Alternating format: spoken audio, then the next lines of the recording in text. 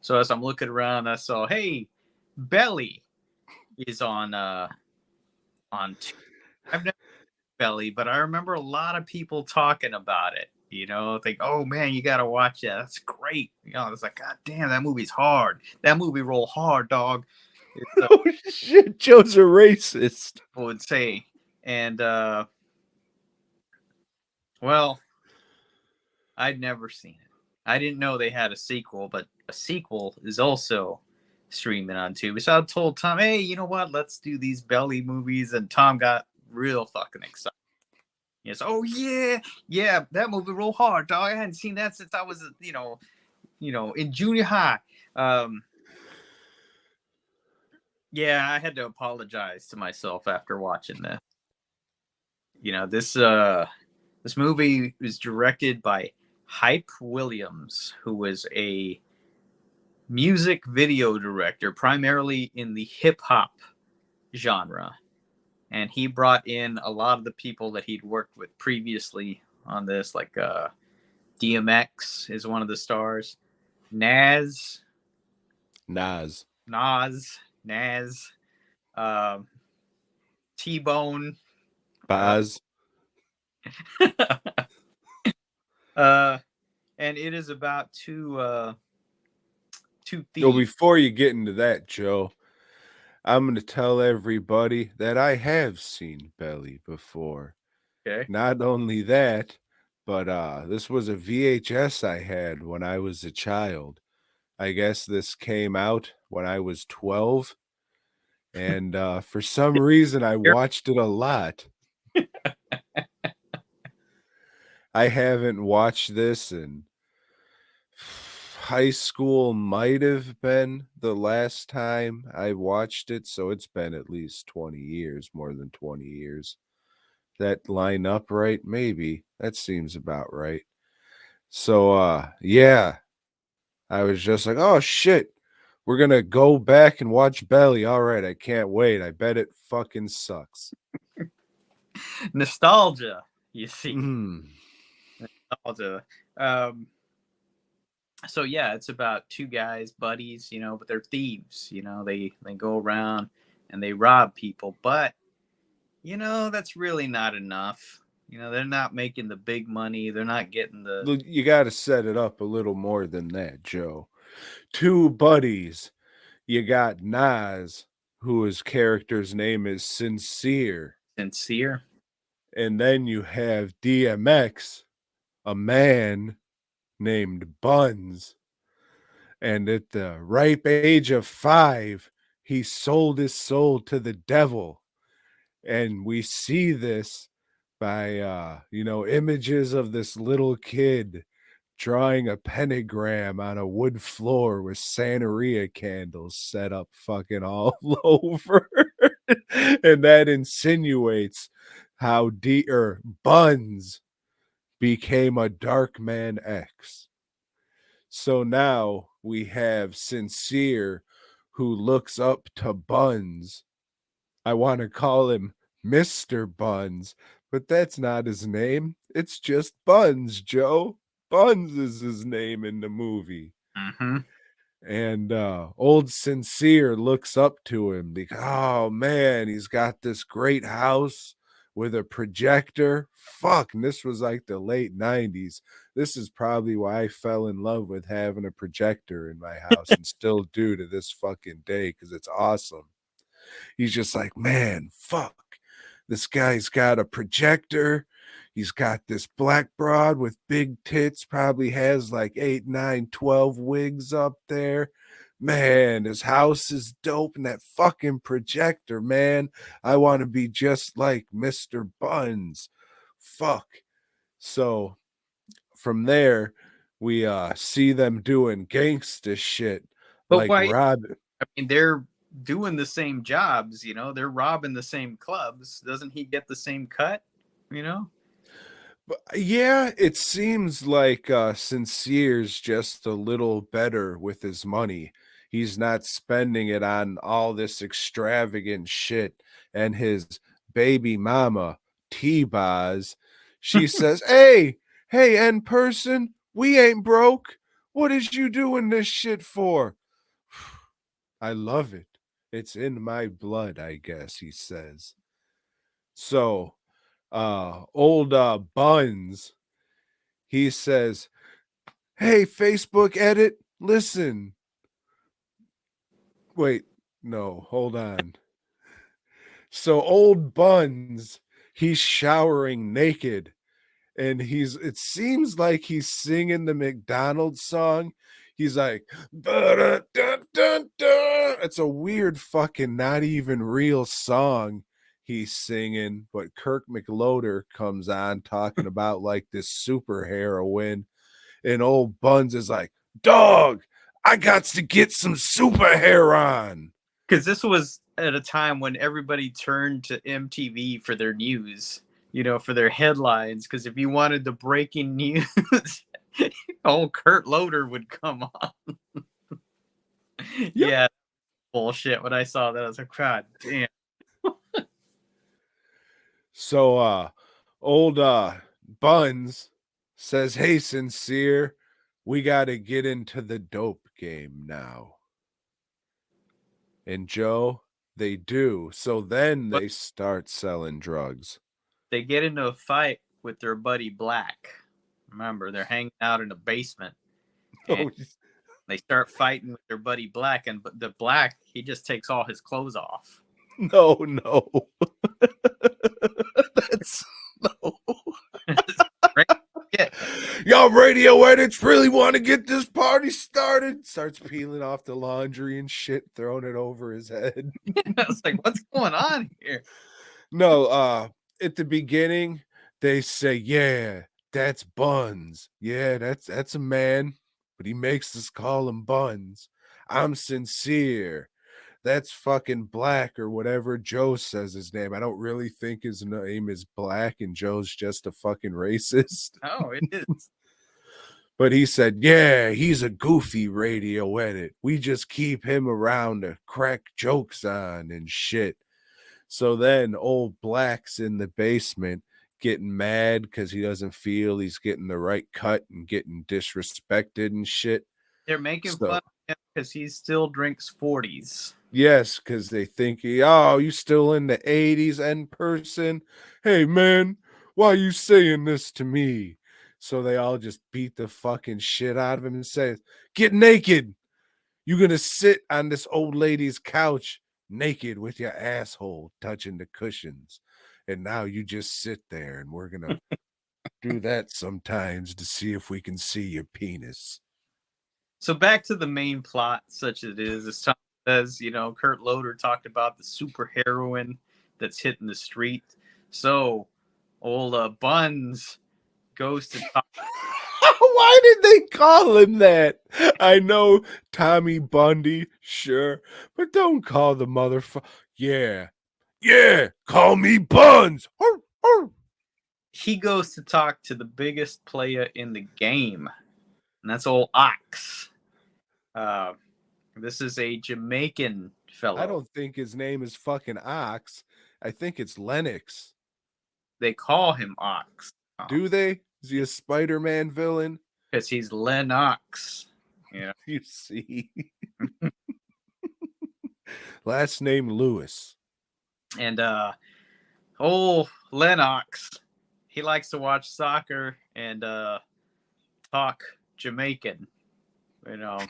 This fucking dude has such a thick Jamaican accent. You would swear to God he was a fucking leprechaun. Dude sounded fucking Irish as fuck.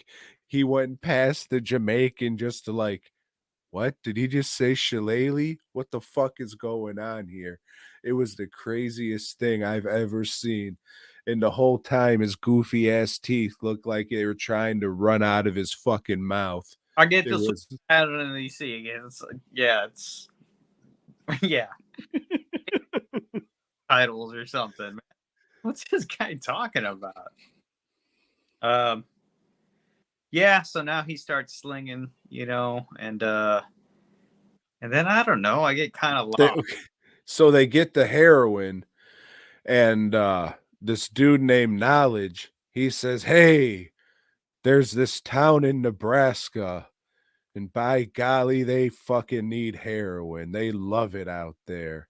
Mm. So they go and peddle their wares in Nebraska, even though they're in New York. Really strange, but whatever. It was an untapped market, Tom. Although it was tapped What? because you, They got their own thugs there. yes, thugs who wear goofy ass fucking wigs, goofy ass fucking glasses, and eat bananas hard as fuck. I don't know why they directed this fucking guy to eat a banana like fucking he was thirsting for dick, but that's exactly what he fucking did. And his weird ass Mary Tyler Moore wig was fucking weird, and it was a very erotic scene, is what I'm trying to say. So yeah, we're introduced to the competition there, but and Rico. you think, they're gonna come to heads, but that doesn't seem to happen. Somebody gets arrested, somebody goes to Jamaica to see what it's all about, and then oh, So DMX, he's said that he'll give the fucking Irish Jamaican guy a favor for getting them the heroin. So he goes to Jamaica with the Irish guy to kill a dude. to do an assassination. Yes. And then DMX comes back to the States, and old Rico drops a dime on him because, he's taking money out of his pocket, you see. So Knowledge goes to jail. Uh, DMX is fucking, he's like, oh, fuck you, Knowledge. You got yourself into this. So Knowledge calls up old Method Man and says, hey, you listen, I need you to kill this squirrely N person for me. He set me up, and now, ooh, I'm in jail. So Method Man goes to Nebraska. Rico tries date raping him. Fucking the drugs fuck Method Man up to where he starts spilling the beans and be like, oh, I fucked up. So then he shoots everyone in fucking sight. And then he gets the fuck out of there. And uh DMX, or sorry, Buns, is playing b-ball, and he notices this white guy at the court next to him. He's just like, all right, what are you doing here? He's like, hey, I'm a cop, and I need you to kill somebody for me. So they're talking, and he says, hey, we need this Malcolm X type dead. You got to do it, but you got to get in close with him. I don't want you to suck his wiener or anything, but you got to get close to him. And Buns says, okay, they don't call me Buns for nothing. And there we find out the origin of the name. In the meantime, that assassination has got out to the powers that be in Jamaica, and they're not having it. They're going to send out a transsexual hit person to take out old Lennox. Yes, because they found out that Lennox had that man killed. Mm-hmm. So there is a Scarface type scene where the assassins invade his mansion, and he is just killing them all one by one, except for the transsexual assassin who jumps from the staircase onto his back and slices his neck. And that was the end Yeah. of Lennox.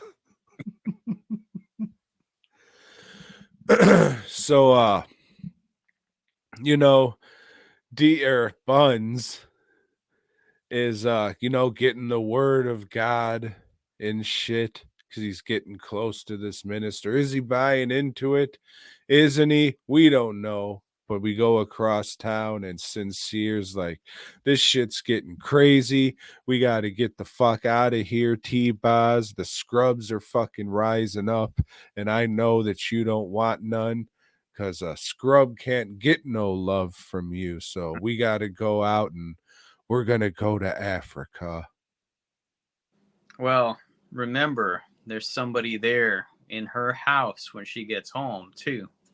That's right. Method Man was waiting because he's looking for old Sincere and Buns Yeah. because they want revenge for knowledge. And eventually, she has to kill someone with an ashtray. Ashtray. Hmm. Fuck. Just like Bedelia from Creep Pull the Show. creep show on him. You bitch. You called me a bitch. I want my cake. Good stuff. Different movie, you see. Don't let go. Uh, yeah, so it comes down to, hey, is Buns gonna kill this guy or not? And the guy just starts, throwing his rap at him, just like, hey, Preaching to him. preaching to him. I know you came here to kill me, but before you do's, just give me 5 minutes of your time. Just something for you to think about while I's is a dyings. We didn't land on Plymouth Rock. Plymouth Rock landed on us. Stand up for your rights. Uh, he just can't do it, Tom. He can, okay, well, the best part of the movie before DMX is going in, or sorry, before Buns is going in to do the hit job, he's driving up there with the white cop, and the white cop's just like, you can't let him make this speech. You can't let him do it. All right. You're my end person. Remember that. You're my end person. And right there, old Buns is like, oh shit, I sold my soul to the devil twice. And at that Right? moment, you knew that he wasn't going to kill this fucking guy. Uh, yeah, like I said, first time I've seen this, I did not like it. First of all, the most annoying shit is the way it's shot. It is fucking terribly shot. It's all over the place, It doesn't have any kind of focus. The guy feels like he's directing a music video or something. Nobody can act for shit. Uh, hey, I'm not easily offended, but man, did they throw the N word around like every other sentence? It is just out there. It's like, God damn. I Even mean, I think you meant every other word. It's probably, used in every sentence. even for the time, it's excessive. They probably made, fucking Quentin Tarantino really jealous. God damn, they outdid me, Uh, weird. I'll give it that. If you like weird movies, this is definitely a fucking weird movie. But it's not something I will ever watch again. Yeah, I used to think this movie was fucking awesome and badass. Just the coolest fucking shit ever. And upon rewatching it, oh, it was just a good time that made me laugh a lot. I didn't take it too seriously or anything. Oh, but boy, did I have a good time drinking and laughing and watching. His name's Buns. I remember that. What the fuck were they thinking, these idiots? Yeah, it was fucking great. I don't know when or if I'll rewatch it again, but I had a fucking blast rewatching this shit a fucking again. It was good. It makes me want to go back and break out all my old DMX CDs and give those a spin. Then I remembered, oh, it's all on my phone. So this week I'll probably be listening to a bunch of DMX shit and say, Joe, you got to make me a DMX metal cutout to go with the Dio one. Because Oh, when we did that rappers list, I did have a real list made, and DMX was on it.